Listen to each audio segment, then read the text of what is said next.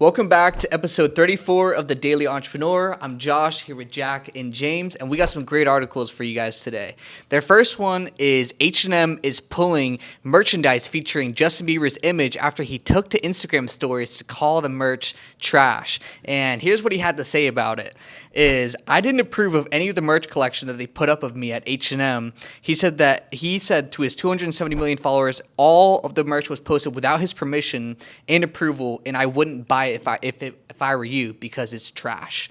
What do you guys think about that? Have your standards. I mean, there's nothing wrong with that, especially if I'm in his position, they're coming out with this without my consent, without my approval. I feel the same way. He definitely has every right to kind of feel that way and voice his opinion in that regard as far as them kind of, I'm in agreement with him. Well, it's pretty much, any sort of person, their image, their likeness, their reputation's on the line with every product that kind of represents them.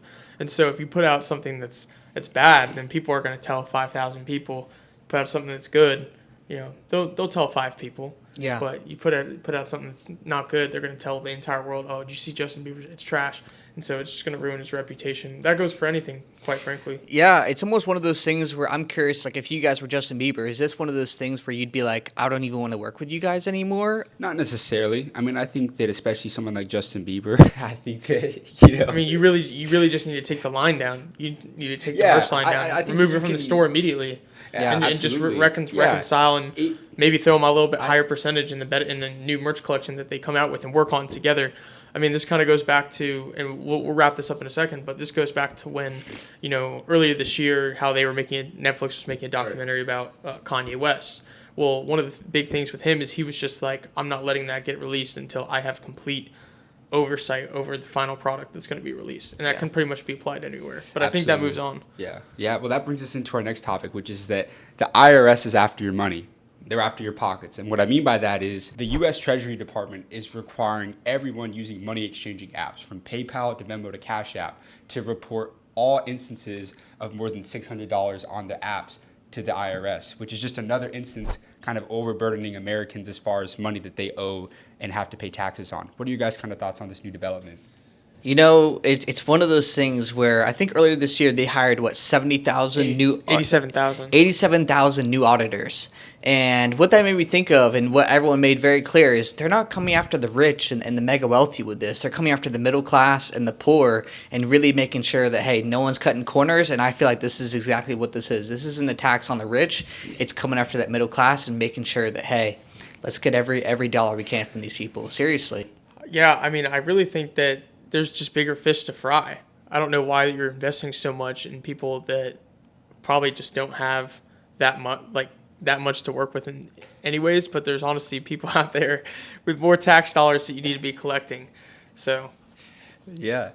So the real question is, do you, as a viewer, give a fuck? Let us know in the comments below.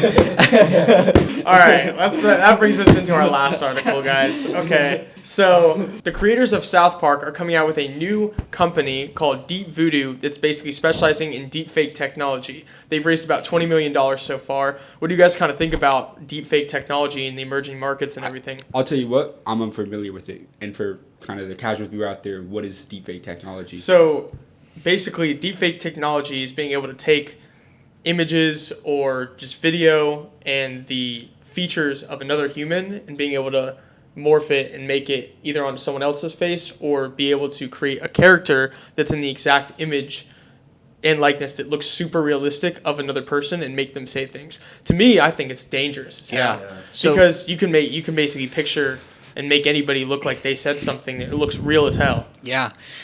So wait, is this kind of like actual like people or like? Yeah. Kind of like, so do you remember the Kendrick Lamar music video, the Heart Part 5, yes. when all the faces changing? Oh, no way. That's deepfake. So like an online person. Yeah. So let's say you give the AI 5 pictures, 5 images, or 5 videos of like Tom Cruise. The AI can then create deepfakes or literally fake videos of Tom Cruise saying whatever. His voice. Yeah. His voice, everything. And so what do I have to say about it? It's scary as hell. Yeah. I'm like, dude, you could ruin people's brands by this, and how are you going to prove it? I'll tell you what's going to happen. it's gonna happen. Yeah, no, Yeah, that- no, it no, literally- it's yeah. gonna happen. There's gonna be people smart enough to be able to make something that is not distinguishable between AI and just You know the first thing I think about is political candidates like on stage. Oh, Yeah. On no stage question. at a rally. Well, or so in a the news South Park briefing. guys, like they had actually like started working with deepfake technology like around the pandemic time. They spent $15 million on a YouTube video. It's probably the most expensive YouTube video that's ever been made Oh my on gosh. deepfake, and it involved like Mark Zuckerberg and Donald Trump.